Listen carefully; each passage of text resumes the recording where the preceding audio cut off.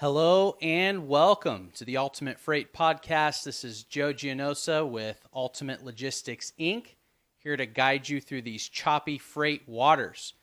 It's been a little bit of a crazy summer, unprecedented. Usually it is pretty busy with produce moving all over the country, especially here out of California. But we've seen a high influx of shipping throughout the year. Usually things will start slowing down right about now, but it's not, and I'm here to tell you why. So typically, once you get into September, things start slowing down a little bit. There's still produce shipping everywhere, but things are starting to slow down a little bit after Labor Day, and we haven't seen that. There are multiple reasons for that. One of those reasons is there's still over 60 ships waiting to get unloaded at the port in Long Beach, Los Angeles, and really all over the country, Savannah, New York, New Jersey. So it's causing a backlog of shipping problems, and it's actually taking 10 days for the average ship to get unloaded at a port.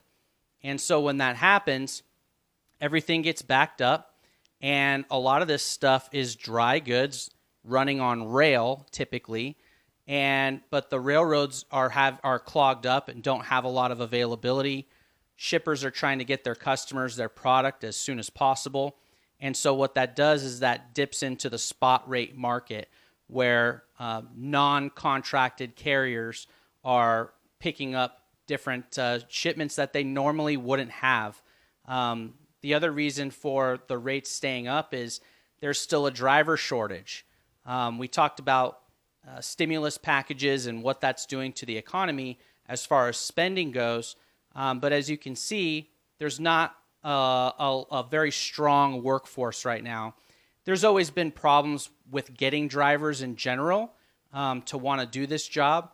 Like I've said before, driving's a really tough job right now, and especially guys that go long haul across the country from state to state. You're gone for a week at a time or more, and it's pretty exhausting, especially if you have a family. So we're seeing driver shortages everywhere, but they're not as bad with local drivers because they get to go home every night and they can have a little bit of a family life where it's a little bit easier to be a local driver. It's a lot harder to be a long haul driver, and there's already problems getting those drivers in general. Just like any kind of skilled labor jobs, they're all in demand right now. They always have been, especially since 2017, 2018. We've seen that a lot. And so truck drivers fit right into that category. So there was already a shortage of drivers, but now what we're seeing is it get even worse because there's a shortage of any kind of worker right now. I don't know if you've noticed, like you go out to a restaurant recently and there's plenty of tables available, but the wait is a lot longer than usual. It's because they can't open up at 100% capacity, not just because of COVID concerns, but because there's not enough people to service those tables. And so you're seeing that a lot. You're seeing longer wait times for everything. And you're also seeing longer wait times at shippers, receivers. A lot of warehouses are having staffing issues and problems, and everything's just backed up right now.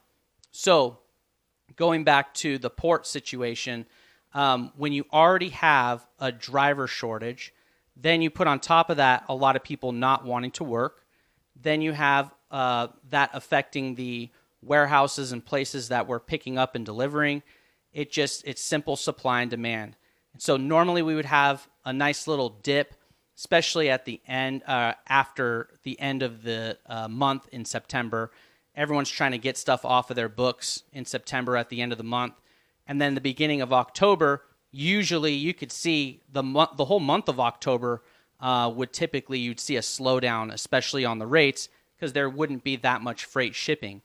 However, it's just not the case right now. Actually, if you look at a very popular lane you can gauge where the rates are at is Los Angeles to Chicago. And Los Angeles to Chicago, those spot rates actually moved up 5% just from last week to this week. I've never seen an increase like that before this time of year. Again, usually things start slowing down a little bit. The carriers start coming off the rates. They have to go searching for loads, and they're a little bit more reasonable. But right now, we're not seeing any kind of slowdown because of all that freight that's coming into the United States that need trucks to move it. Those of you that are shipping refrigerated freight, basically your drivers can move refrigerated and dry freight if they want to. They can just shut that reefer off and get dry stuff. There's so many dry goods coming over from Asia that some dry, depending on the lane, some dry trucks are actually more expensive to book than reefer trucks, than reefer loads. How does that make sense? It doesn't. Nothing makes sense right now. So I'm here to guide you through that, kind of show you exactly the reasons why this is happening. Again, we suspected a definite slowdown, but this 2020, 2021, you can chalk those up to absolute anomalies right now. So I'm looking at stats here. So last week, Los Angeles to Chicago moved 5% in the wrong direction, in the more expensive direction, and truckload shipments for that lane increased 19%. So even though there was 19% more trucks shipping from Los Angeles to Chicago last week, the rates only rose 5%. And actually, the amount of trucks that are moving that lane, if you look at this week, or if you look at last week, year over year, so the end of, or the first week of October last year in 2020, that lane is up 72%. So there are 72% more truckloads that were moved last week from LA to Chicago than last week a year ago. So that should tell you what's going on here and how much freight's actually being shipped. The other thing is there's a ton of ships out waiting to get unloaded. A lot of that stuff is Halloween. The Halloween thing, man, it has gone crazy, especially over the last decade. It's getting more and more popular, and U.S. consumers are expected to spend $10.4 billion on Halloween stuff just this year in 2021. That's according to the National Retail Federation, and that's a 26% increase from last Halloween to this Halloween. 26%. So there's less drivers and a lot more stuff being shipped. We were talking about how people were getting stimulus and they're spending a lot of money, a lot of furniture and stuff like that getting bought. And it's the same thing for Halloween. And you could probably expect that for Christmas as well. I got to be honest with you. I'm getting a little nervous. For the month of December as far as our drivers, how long they're waiting, problems at shippers, receivers, how the weather's going to affect everything, things like that. It's going to be crazy. And by the way, a lot of that Halloween freight will be sitting in those containers. A lot of it won't get shipped out. So there's going to be some money lost for retailers there and shippers. The Port of LA is expecting 25% higher volumes next week and the week after for a week-over-week increase. So they're expecting to see 25% next week and then an additional 25% the following week. So that's going to cause even more congestion and delays. And then there was an oil spill in Long Beach causing ships to try and move out of the way and even more congestion in those ports. So guys are waiting 10 days to get unloaded. Used to be 9 days just last week. So it's crunch time. And load to truck ratios are actually increasing. For every 12 loads, there's one truck. This is why you need brokers. So for every truck that's available, they basically have an average of about 12 loads that they can choose from. Freight rates and volumes have actually been high as well, coming out of Elizabeth, New Jersey, Swedesboro area. There's a port right around that area. And what's going on is there's a lot more freight over there as well. They're seeing a large influx that they can't handle. And so again, when you have a ton of freight coming in to a port like that, they can't handle it. They're taking trucks that normally wouldn't be booked. They're taking trucks off of that freight market to handle those loads. And so typically, like from New Jersey going back to California, the higher the rates are going east, the cheaper they are going west. But we're just seeing elevated rates both ways because they have a lot to choose from out of New Jersey that they normally wouldn't be able to pick from, or as far as loads go. Again, 12-to-1 load to truck ratio.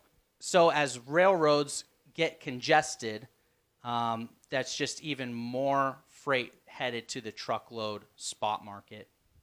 And that's why you're seeing the higher rates. So for the rest of the year, what I would do is I would look at all the shipments that you have coming up.